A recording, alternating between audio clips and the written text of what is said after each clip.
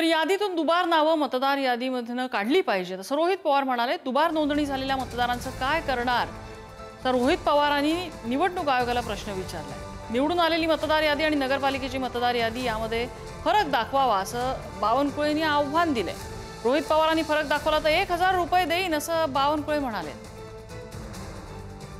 मतदार वाढ आणि दुबार मतदार हे जर ऍड केलं तर फहाद हा लोकांच्या मनातला आमदार हा झालेला आहे।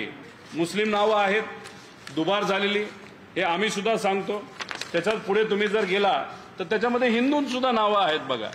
त्याच्यामध्ये सोनवणे नाव दिसतंय, त्यात काही मुस्लिम नावं दिसतात। त्याच्यात पुढे तुम्ही थोडंसं गेला तर काही आपल्याला नॉर्थ इंडियन्स सुद्धा त्याच्यामध्ये नावं दिसतात।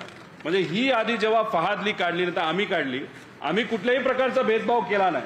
त्यामुळे कुणीही काही असलं तर दुबार नाव ज्याचं येतं त्याचं नाव हे काढलं गेलं पाहिजे असं आमच्या सगळ्यांचं तिथं मत आहे।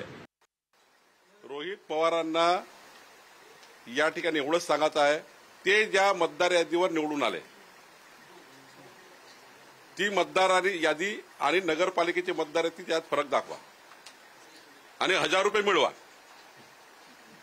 माझ्याकडनं तुम्ही त्यांना सांगा 1000 रुपये बावनकुळेकडनं घेऊन जा, मला फरक दाखवा।